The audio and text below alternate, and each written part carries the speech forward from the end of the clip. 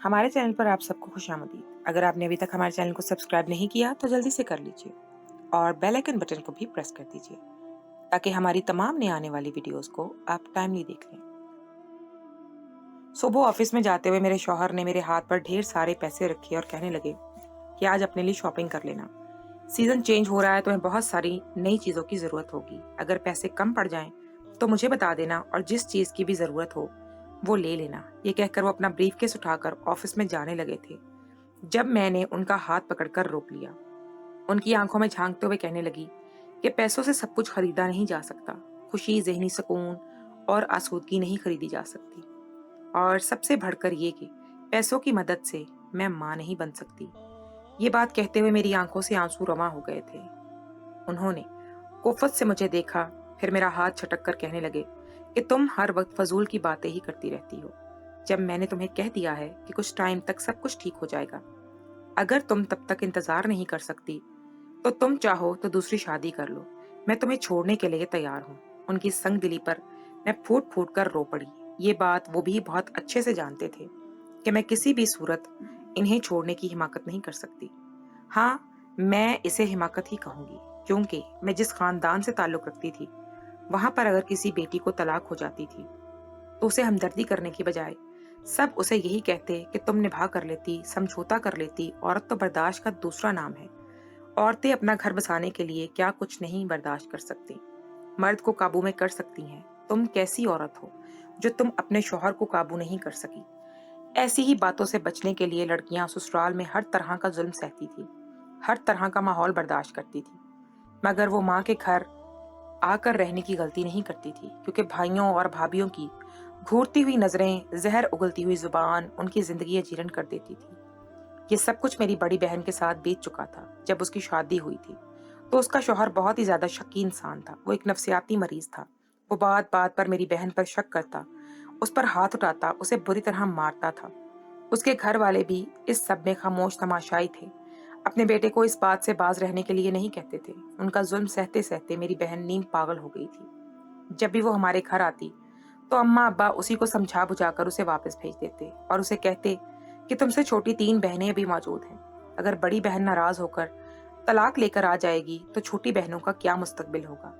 तो अपना नहीं तो अपनी बहनों का ख्याल कर ले, खुद गर्ज मत बनना। अम्मी की बात सुनकर मैं हैरत से उनकी तरफ देखती। क्या इन्हें नजर नहीं आ रहा था कि इनकी बेटी कैसी जिंदगी गुजार रही थी? क्या इनका दिल अपनी बेटी की हालत के लिए नहीं तड़प रहा था? वो इसे बर्दाश्त करने की, इसे सहने की, छोटी बहनों का एहसास करने की तलकीन कर रही थी। तो वो खुद क्या कर रही थी? क्या इन्हें अपनी बेटी का एहसास नहीं था? बहन मजबूर होकर वापस ससुराल में चली जाती थी और फिर एक दिन ससुराल से खबर आई कि उसकी मौत वाक़या हो गई थी। गलती से चूल्हे की गैस ऑन रह गई थी। जब वो किचन में गई तो आग लगने की वजह से वो जलकर मर गई थी। इत्तेफाक से इस वक्त घर में कोई भी नहीं था। तब मैंने चीख चीख कर अपनी माँ को कहा कि ये हादसा नहीं बल्कि कत्ल है जो उन्होंने हमारी बहन का किया है। अम्मी अबू कहने लगे कि हम गरीब लोग हैं, हम मजबूर हैं, हम इनका मुकाबला नहीं कर सकते। और फिर अम्मी ने चुप साध ली। मगर मुझे अंदर ही अंदर अपनी बहन का दुख खाए जा रहा था। और बहन की मौत के बाद ही 1 साल के बाद मेरा रिश्ता आया तो अम्मी अब्बू को मैंने कहा कि मैं जानती हूँ कि मुझे अगर ससुराल में कोई भी मसला हुआ तो आप लोगों ने मेरा साथ नहीं देना है, ना ही आप लोगों ने मुझे दोबारा फैसले का हक देना है। शादी एक ही बार करनी है।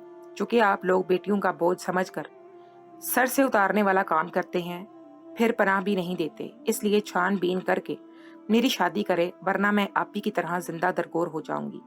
अम्मी गुस्से से कहने लगी कि तुम अपने माँ बाप को अपना दुश्मन समझती हो। माँ बाप अपनी औलाद के लिए जो भी करते हैं उसके भले के लिए ही करते हैं। और फिर मामूली छानबीन के बाद मेरी शादी कर दी गई थी। शादी की पहली रात मेरे शौहर ने मेरे आगे हाथ जोड़ दिए। मुझसे कहने लगा कि मेरी इज्जत तुम्हारे हाथ में है, मैं तुम्हारे हकूक अदा नहीं कर सकता। तुम इस घर में जैसे चाहे अपनी मर्जी से रहो, मेरी माँ की खिदमत करो, जो तुम्हें चाहिए होगा मैं तुम्हें दूंगा, जितना पैसा मांगोगी तुम्हें दूंगा, मगर तुम मुझसे इस बात की डिमांड नहीं करोगी। और तब मैं खून के आंसू पी के रह गई थी। वक्त गुजरने के साथ साथ मेरे दिल में ये ख्वाहिश भी बढ़ती जा रही थी। जब मैं अपने साथ वाली लड़कियों को देखती जिनके 2-2, 3-3 बच्चे थे, तो मेरे दिल में ये अजीब एहसास पैदा होने लगता था। मैं अपने शौहर से इस चीज का तकाजा करती तो वो गुस्से से मुझे झिड़क देता और कहता कि तुम इंतहाई बेहया औरत हो जो अपने शौहर से इस चीज की तलब कर रही हो, वरना औरतें मरती मर जाती हैं मगर शौहर के सामने इस ख्वाहिश का इजहार नहीं करती। मेरा शौहर उम्र में मुझसे काफी बड़ा था। दिखने में वो ठीक ठाक सेहतमंद थे, मगर मैं नहीं जानती थी कि इनमें अगर ये मसला था तो उन्होंने इलाज क्यों नहीं करवाया था और इन्हें मुझसे शादी करने की क्या जरूरत थी। जब इनसे ये बात पूछी तो वो घूर कर मुझे रह जाते और कहते कि तुम्हारे पास क्या इसके अलावा बात करने का और कोई मौजू नहीं होता। रह रह कर तुम मुझसे यही पूछना शुरू हो जाती हो। रात को वो देर से घर आते थे और कभी कभी तो घर आते ही नहीं थे, और मैं सोच में पड़ जाती थी कि वो कहाँ जाते थे। जब उनसे पूछती तो वो कहते कि मैं अपने काम में मसरूफ था। कारोबारी मसरूफियात ही ऐसी हैं जो इंसान को कहीं और सोचने ही नहीं देती और ना ही इंसान को कुछ और करने देती हैं। चूंकि इनके साथ ये मसला था तो मैं इन पर यह शक भी नहीं कर सकती थी कि वो किसी और औरत के पास आते होंगे। उन्होंने किसी औरत के साथ जाकर क्या करना था। मैं इनके साथ ही रहती थी, 2 साल से इनके पास थी, और मेरे होने ना होने से इन्हें जैसे कोई फर्क नहीं पड़ता था। इनके लिए औरत जात जैसे बेमायनी चीज थी। अब जब मैं इनसे हर दूसरे दिन अपने हक का तकाजा करती तो वो कहते कि मैं अपना इलाज करवा रहा हूँ, जल्द ही मैं सेहतयाब हो जाऊंगा, तब तक तुम अपना मुंह बंद रखो। वो मुझसे इस कदर गुस्से से बात करते कि मैं शर्म से जमीन में गड़ के रह जाती। ऐसे लगता था जैसे मैं अपने शौहर से नहीं बल्कि किसी गैर मर्द से अपने हकूक की बात कर रही हूँ।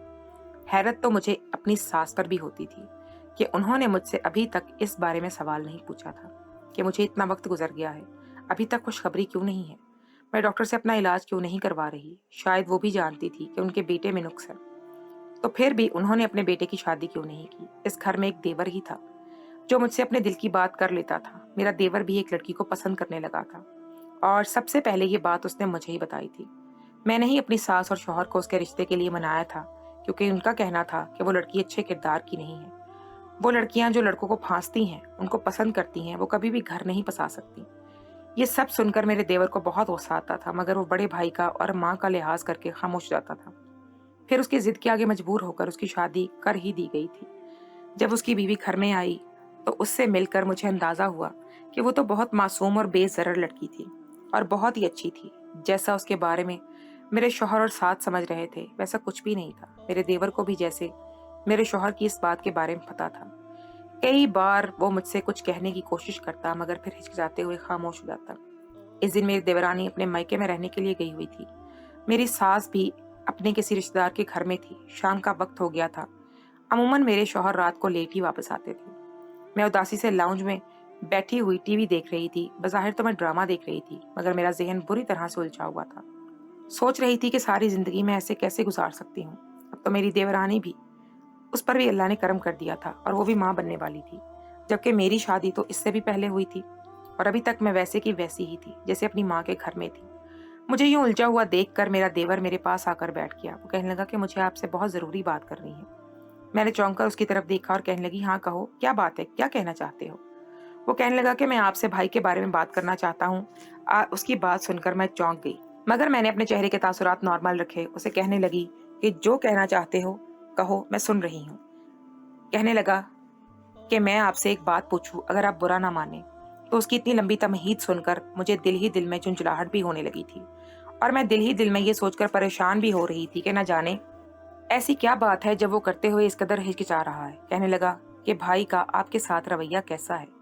उसकी बात सुनकर मेरा मुंह खुले का खुला रह गया। मैं उसे ऐसे किसी सवाल की तवक्को नहीं कर रही थी।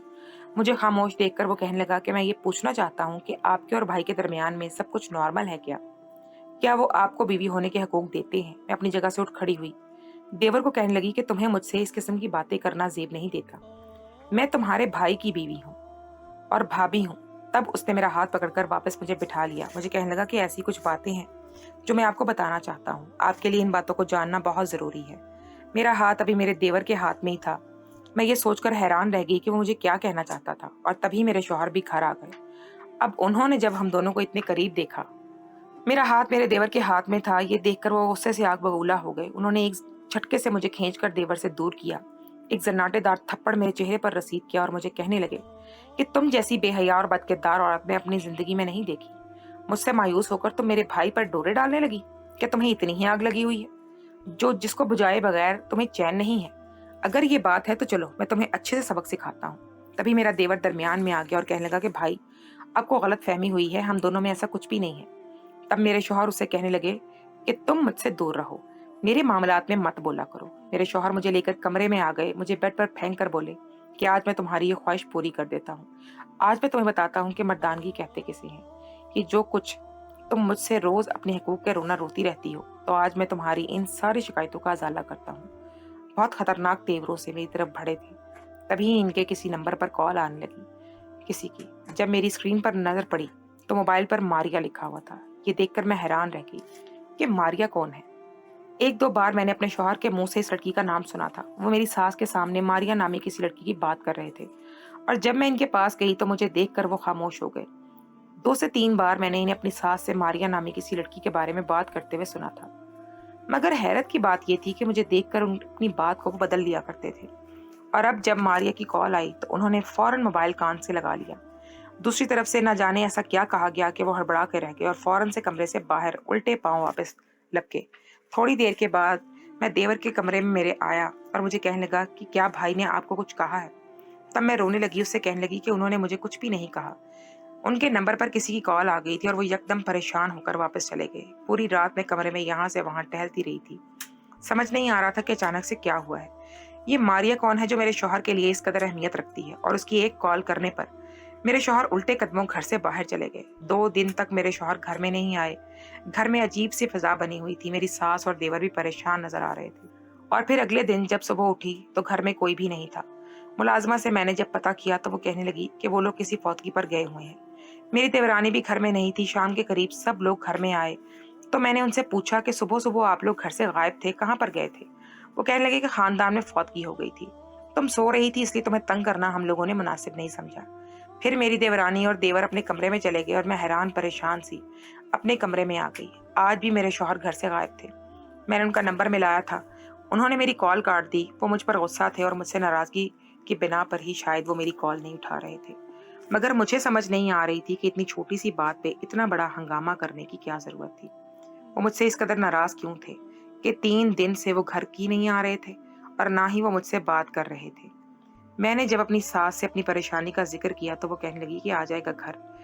वो अपने एक दोस्त की तरफ है, उसका दोस्त एक मुसीबत में मुब्तला हो गया और वो इसी के साथ है। मेरी सास ने ये बात कहते हुए अपनी आंखें चुरा ली थी और फिर मैं अपने कमरे में आकर यहाँ से वहां टहलने लगी। आधी रात का वक्त था जब मेरे शौहर की गाड़ी घर में दाखिल हुई और ये देखकर मैं हैरान रह गई।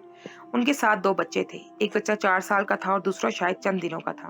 उन्होंने वो बच्चा मेरी गोद में दिया और कहने लगे कि लो, तुम्हारी ये ख्वाहिश पूरी हो गई है, अब तुम इस बच्चे को पालो। ये बच्चा भी बहुत ही ज्यादा प्यारा था। वो मेरी गोद में आने से पहले रो रहा था। जैसे ही मैंने उसे उठाया तो वो फौरन से चुप हो गया और मेरी गोद में आते ही सो गया। दूसरा बच्चा भी मुझसे मानूस हो गया था। मैंने जब भी अपने शौहर से इस बारे में पूछा कि ये कौन है तो मुझसे कहने लगे कि तुम इस बात को रहने दो, जो भी है तुम्हें इस चीज से क्या लेना देना, तुम्हारी तो ख्वाहिश पूरी हो गई है। मेरी सास और देवर भी इन बच्चों से यूं प्यार करते थे जैसे इनके करीबी रिश्तेदार हो। जब मैं इन लोगों से इस बारे में पूछती तो वो सभी खामोश हो जाते। तब एक दिन मेरा देवर मेरी सास को कहने लगा कि अब भाई को भाभी को सब कुछ सच सच बता देना चाहिए, आखिर इन्हें कब तक हकीकत से लाइल्म रखेंगे। मेरी सास उसे आंखें दिखाने लगी और उसे कहने लगी कि तुम अपने काम से काम रखो, तुम्हें इन दोनों की जिंदगी में दखल अंदाजी करने की जरूरत नहीं है। तब मैं इनकी बातें सुनकर चौंक जाती और फिर एक दिन जब मेरी सास घर पर नहीं थी तो तभी मैंने अपने देवर को आड़े हाथों ले लिया। उसे कहने लगी कि मुझे सच सच बताओ कि ये बच्चे कौन हैं और तुम लोगों को इनसे क्या रिश्ता है। वो कहने लगा कि आप भाई से पूछें, यूं ही अगर मैंने आपको कुछ बताया तो बिला वजह भाई हंगामा खड़ा कर देंगे। बेहतर यही है कि वो अपने मुंह से ही आपको हकीकत बताए। इन सब की उलझी हुई बातें सुन सुनकर मैं परेशान भी थी और हैरान भी हो गई थी। न जाने ऐसी क्या बात थी जो सब लोग मुझसे छुपा रहे थे। इस सच के बारे में सब लोग जानते थे, सिर्फ मैं इस बात से बेखबर थी। तभी शाम को जब मेरे शौहर घर आए तो उनका मूड मेरे साथ बहुत अच्छा था। शायद इसकी वजह ये थी कि मैं इन बच्चों का बहुत ख्याल रख रही थी, इनसे बहुत मानूस थी। मेरे शौहर को बच्चों की वजह से मुझसे कोई शिकायत नहीं थी। अब तो वो दूसरे मेरे साथ भी नॉर्मल हो गए थे, मुझसे हंसकर बात भी करने लगे थे और मेरे हकूक भी अदा करने लगे थे। मैं जहां पर खुश थी वहीं पर हैरान भी थी कि मेरे शौहर ने तो कहा था कि उनके साथ इंतहाई संगीन मसला है जिसकी वजह से वो मेरा हक अदा नहीं कर सकते। और अब ये सब काफी दिन गुजर गए जब मेरे लिए ये सब बर्दाश्त करना मुश्किल हो गया। तो मैंने शौहर को कहा कि आप मुझसे मेरे साथ बताएं कि ये बच्चे किसके हैं, कौन है, और आपने मुझसे ये क्यों कहा था कि आप नामर्द हैं। वो गहरी सांस लेकर कहने लगे कि कुछ साल पहले मैंने अपनी पसंद की शादी की थी। उनकी बात सुनकर मेरा मुंह खुले का खुला रह गया था और ये बात मेरे लिए किसी इंकशाफ से कम नहीं। वो मेरे तासुरात से बेपरवाह होकर कहने लगे کہ ہم دونوں نے ایک دوسرے سے شدید محبت کرتے تھے، مگر شبانہ بہت ہی زیادہ زبان دراز تھی۔ میں اپنی محبت میں سب کچھ نظر انداز کر رہا تھا، مگر جب میری امی اسے کچھ بھی کہہ دیتی تو ان کے ساتھ بدتمیزی کرنے لگتی، اور یہ سب میری برداشت سے باہر تھا۔ میں دونوں کو کچھ کہہ بھی نہیں سکتا تھا۔ تبھی میں شبانہ کو لے کر الگ ہو گیا۔ امی مجھ سے ناراض ہو گئی تھی۔ انہیں مجھ سے یہ شکایت تھی کہ میں نے اپنی بیوی کے لیے انہیں چھوڑ دیا، اور وہ مجھ سے بات بھی نہیں کرتی تھی۔ ایک دن میں نے ان کے آگے ہاتھ جوڑ دیے، انہیں کہنے لگا کہ مجھے بتائیں میرا قصور کیا ہے؟ آخر آپ مجھ سے سب کب تک ناراضگی دور کریں گی؟ تب وہ کہنے لگی کہ تم میری پسند سے لڑکی سے شادی کر لو اور اپنی بیوی کو چھوڑ دو۔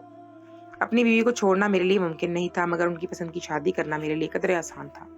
اگر اس طرح سے وہ مجھ سے اپنی ناراضگی دور کر سکتی تھی تو مجھے اس کے علاوہ اور کیا چاہیے تھا؟ مگر میں اپنی بیوی کی جگہ کسی اور کو نہیں دے سکتا تھا۔ میں یہ بات شروع سے امی کو سمجھا دی تھی، اور پھر تمہارے ساتھ میری شادی ہوئی۔ تمہارے بارے میں امی نے مجھے سب کچھ بتا دیا تھا۔ میں تمہاری تمام مجبوریوں کو سمجھتا تھا۔ میں جانتا تھا کہ تم ہر ایک چیز کو برداشت کرو گی، کیونکہ تمہارے خاندان میں طلاق کو بہت ہی زیادہ معیوب سمجھا جاتا ہے، اور اس لڑکی کو بھی کوئی زندگی نہیں ہوتی جس کو طلاق دے دی جاتی ہے۔ جب مجھے یہ سب پتا چلا تو میرے لیے تم سے شادی کرنا آسان ہو گیا تھا۔ میں اگر تمہارے حقوق ادا کرتا، تم سے اگر اولاد ہو جاتی، تو دوسری طرف میری بیوی مجھ سے ناراض ہو جاتی، اور میں اپنی بیوی کو ناراض نہیں کرنا چاہتا تھا۔ مگر میں اس سب میں بھول گیا تھا کہ میں اللہ کے حکم کی عدولی نافرمانی کر رہا ہوں۔ میری بیوی کا رشتہ تو ایک اسی بنیاد پر قائم کیا جاتا ہے، میاں بیوی کا رشتہ ہی یہ ہے، مگر میں اس رشتے کا مذاق اڑاتا رہا، محض اپنی بیوی کی خوشنودی کے لیے، اور مجھے اس کی کڑی سزا ملی۔ اللہ نے مجھ سے میری محبوب بیوی چھین لی۔ میں نے تمہیں اولاد کی خوشی سے محروم رکھا تو مجھے اس کی سزا بھی مل گئی۔ میری سب سے محبوب چیز میرے لیے میری دنیا میں میری بیوی تھی، اور وہ بھی مجھ سے چھین لی گئی۔ تب مجھے احساس ہوا کہ میں نے تمہارے ساتھ بہت غلط کیا، تمہارے ساتھ میں نے بہت زیادتی کی۔ مجھے ایسے نہیں کرنا چاہیے تھا۔ میں جیتے جی مر گیا۔ میرے چھوٹے چھوٹے بچے ماں سے محروم ہو گئے۔ میرے بچوں کے ننیال والوں نے بہت کوشش کی میں اپنے بچے ان کو دے دوں، یا پھر ان کی چھوٹی بہن سے شادی کر کے اسے اپنی زندگی میں شامل کر لوں، مگر دونوں باتیں ہی میرے لیے قابل قبول نہیں تھی۔ تب میں نے ان کو بتا دیا کہ میں دوسری شادی کر چکا ہوں، اور مزید شادی کی خواہش نہیں ہے، اور نہ ہی مجھے ضرورت ہے۔ اب جب میں نے تمہیں اپنے بچوں سے محبت کرتے ہوئے، ان کا خیال رکھتے ہوئے دیکھا، تو میرے دل میں تمہارے لیے نرمی پیدا ہونے لگی، میری قدر تمہاری میرے دل میں بڑھنے لگی، اور تبھی مجھے احساس ہوا کہ تمہیں محبت کی ضرورت ہے۔ آخر میں تمہیں کس جرم کی سزا دے رہا ہوں؟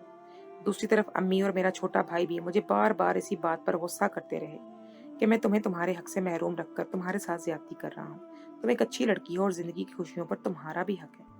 اب مجھے ان تمام باتوں کا شدت سے احساس ہو گیا ہے۔ اپنے شوہر کی باتیں سن کر میں بری طرح سے رو پڑی۔ انہیں کہنے لگی کہ میں مانتی ہوں میں غریب خاندان سے تھی، اور میرے ماں باپ کبھی بھی بیاہی بیٹی کو گھر میں دوبارہ پناہ نہیں دینے کے لیے تیار ہوتے، مگر اس سب کا مطلب یہ نہیں تھا کہ آپ میری مجبوری سے ناجائز فائدہ اٹھاتے، مجھے اس حد تک مجبور کرتے ہیں کہ میرے لیے زندہ رہنا بے مقصد ہو جاتا۔